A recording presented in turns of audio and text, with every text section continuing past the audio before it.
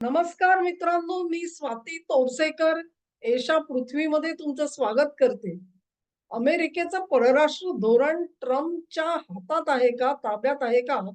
हा प्रश्न मी विचारलाय आणि तुम्हाला आश्चर्य वाटेल, की जर राष्ट्राध्यक्षांच्या ताब्यामध्ये, नियंत्रणामध्ये परराष्ट्र धोरण नसेल, तर तिथे नेमकं काय चाललेलं आहे? हा प्रश्न मुळात का पडावा? परिस्थिती तशीच आलेली दिसते आहे आणि त्याच्यात तुम्ही बघाल की हे राष्ट्राध्यक्ष निवडणूक प्रचाराच्या दरम्यान आपल्याला काय सांगत होते? ते सांगत होते, की मी राष्ट्राध्यक्ष असतो, मी बायडेनच्या जागी असतो, तर मुळात रशिया-युक्रेन युद्ध उद्भवलंच नसतं. कुठल्याही प्रकारचं नवं युद्ध मी सुरू करणार नाही.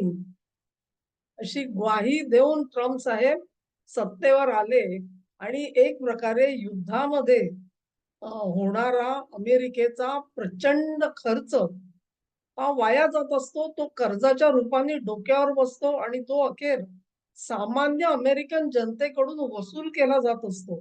तेव्हा ट्रम्प यांनी 36 ट्रिलियन डॉलर्स एवढं कर्ज जे डोक्यावर चढलेलं आहे त्याच्याबाबत चिंता व्यक्त करत असतानाच ह्या सगळ्या खर्चाकडे अंगुली निर्देश केलेला होता आणि एक बिझनेसमन असल्याप्रमाणे त्यांना या सगळ्या खर्चामधून नेमकं आपल्या हातात काय येतं आहे ह्याचा उलगडा होत नसल्यामुळेच ते युद्धविरोधी भूमिका घेताना आपल्याला दिसत होते. मग आज ट्रम्प नेमके तसेच वागतायत का?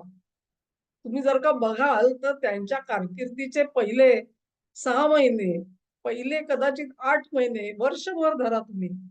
धोरण ज्या बाजूनी चाललेलं होतं तिथे पूर्णपणे पलटी मारलेली आपल्याला दिसते आहे. अचानक आपल्या सगळ्यांच्या लक्षात आलं म्हणजे इतके वेळ लक्षात आलं नव्हतं. पण 28 फेब्रुवारी नंतर अमेरिकेने इराण विरोधाच्या युद्धामध्ये स्वतः उडी मारली आणि तेव्हा लक्षात आलं की परराष्ट्र धोरण पूर्णपणे बदललेलं आहे. 180 डिग्री मध्ये बदललेलं आहे. युद्धच नको म्हणणारा, मी युद्ध कधी सुरू करणार नाही म्हणणारा राष्ट्राध्यक्ष जेव्हा युद्धात उतरतो त्यावेळेला मग हा प्रश्न निश्चित पडतो की परराष्ट्र धोरण खरोखरच त्यांच्या कयामध्ये आहे की ते दुसरं कोणी चालवतं आहे. अगदी सुरुवातीच्या काळामध्येच त्यांनी अँकरेज मध्ये एक परिषद घेतली, तिथे पुतीन यांना पाचारण केलं. लव्हरोव आलेले होते, पुतीन आलेले होते तिथे आणि त्या अगोदर एक 18 मुद्द्यांचा शांततेचा फॉर्म्युला तयार केला गेलेला होता.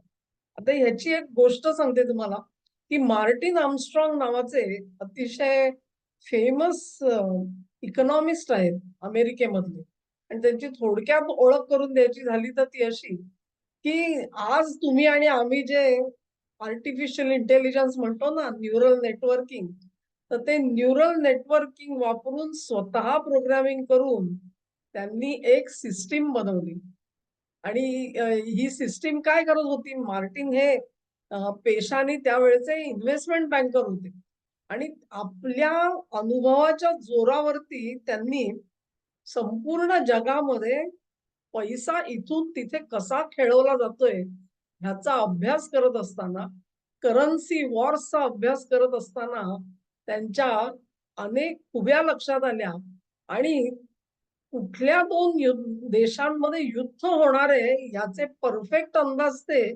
पैसा कसा खेळवला जातोय त्याच्यावरून देऊ लागले. हे मार्टिन आर्मस्ट्रॉंग जे आहेत ते म्हणतात, माझे आता ऑफिसेस अनेक देशांमध्ये आहेत.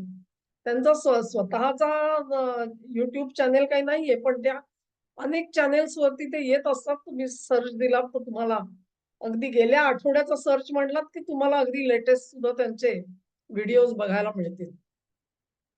तर आर्मस्ट्रॉंगच्या एका ते अनेक व्हिडिओमध्ये आपल्याला सांगत असतात, की रशियाशी जेव्हा शांतता चर्चा करायची त्यावेळेला सुरुवातीला स्टीव्ह विटकॉफ आणि सगळे जात होते म्हणजे ट्रम्पनी पाठवलेले दूत, परंतु त्यांना यश येताना दिसत नव्हतं. तसंच अमेरिकेचे परराष्ट्र मंत्री रुबियो यांच्याच्यानी सुद्धा पावलं पुढे पडताना दिसत नव्हती. मग ट्रम्पनी एक वेगळी युक्ती केली. त्यांनी आर्मस्ट्रॉंगना पाचारण केलं आणि त्यांना सांगितलं, की हा शांततेचा फॉर्म्युला जो आहे तो तुम्ही लिहून काढा. आर्मस्ट्रॉंगना सुद्धा आश्चर्य वाटलं, की अख्खं स्टेट डिपार्टमेंट ज्यांच्या दिमतीला आहे त्यांना मला का बोलवावं लागलं? असो पण आर्मस्ट्रॉंग आणि पुतिन म्हणजे आर्मस्ट्रॉंग यांची जी इमेज आहे त्या इमेजमुळे आणि त्यांच्या कामामुळे पुतिन त्यांना चांगले ओळखतात. तेव्हा हा फॉर्म्युला जेव्हा आर्मस्ट्रॉंगच्या हस्ते पुतिनपर्यंत गेला, तेव्हा पुतिननी त्याच्यावर विश्वास ठेवला. ही महत्वाची गोष्ट होती. ट्रम्प ना असा माणूस पाहिजे होता, की पुतिन ज्याच्यावर विश्वास ठेवेल आणि नंबर 2 जो असा फॉर्म्युला तयार करेल, की जो रशियाला आवडेल. कारण अमेरिकन बाजू करून जो फॉर्म्युला तयार केला जात होता, तो रशिया आउटराइट रिजेक्ट करत होती. तेव्हा आर्मस्ट्रॉंग यांचा हा रोल म्हटला जातो. ह्या रोलमधून गेल्यानंतर मग पुढे अँकरेजमध्ये म्हणजे अलास्कामध्ये ती मीटिंग झाली आणि पुतिन आले वगैरे. तो सगळा इतिहास तुम्हाला आता आठवत असेल. तेव्हा तिथे ट्रम्प यांनी तो जो सगळा फॉर्म्युला आहे, लव्हरोव असं म्हणतात, की आम्ही प्रत्येक मुद्दा वाचून दाखवला. आमचं अंडरस्टँडिंग काय ते सांगितलं. त्याच्यावर त्यांचा कन्करन्स घेतला. हो, आम्हाला पण हेच वाटतं. असं करून संपूर्ण सगळे मुद्दे आम्ही एका मागोमाग एक बोललो आणि त्यानंतर तिथून निघालो.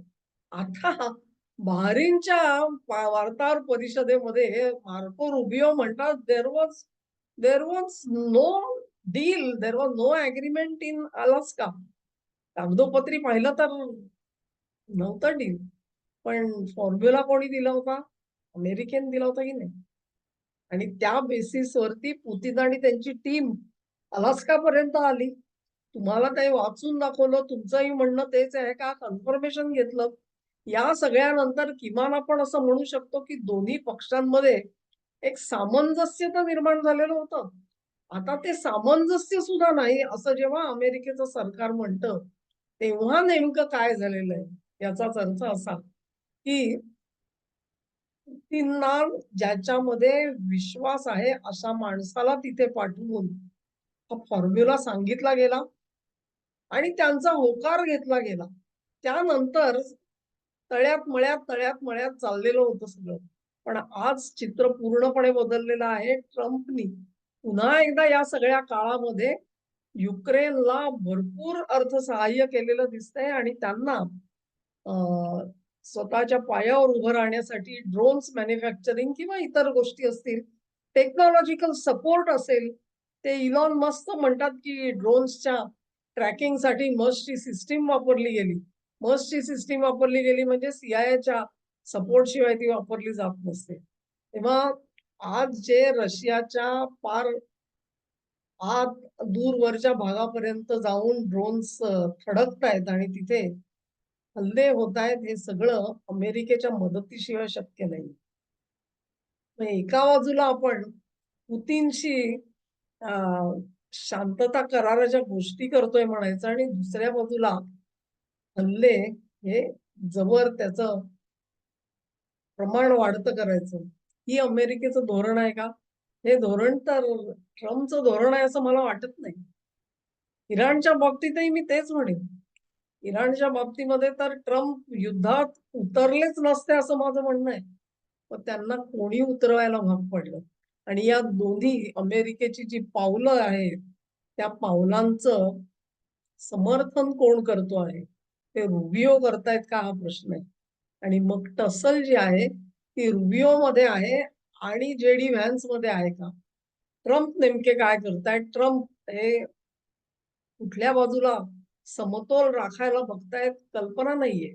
म्हणजेच एक असं चित्र कदाचित निर्माण केलं जात असेल, की मिड टर्म इलेक्शनच्या मध्ये अमेरिकन सरकारमधला अ, निर्णय घेणारी जी व्यक्ती आहे ती ट्रम्प नाही. असं चित्र उभं करणं हे जास्त आशादायी वाटतंय का? आणि हे रिपब्लिकन पक्षाला वाटतंय असं मला अजिबात म्हणायचं नाहीये. रिपब्लिकन पक्षाला कदाचित ट्रम्पमध्ये अजूनही आशा आहे. पण ट्रम्प जिंकावे असं वाटणारी जी फायनान्शियल इंडस्ट्रियल कॉम्प्लेक्सची लॉबी आहे, त्यांना ट्रम्प अजून हवाय आणि त्यासाठी ही पावलं उचलली जात आहेत का हा प्रश्न आहे. तेव्हा ट्रम्पना आपलं धोरण जर का गुंडाळून ठेवावं लागलं असेल तर याचाच अर्थ त्यांनी कुठे ना कुठेतरी काय समझोता केलेला आहे आणि तो मिडटर्मसाठी केलाय का हा प्रश्न फार मोठा ठरतो.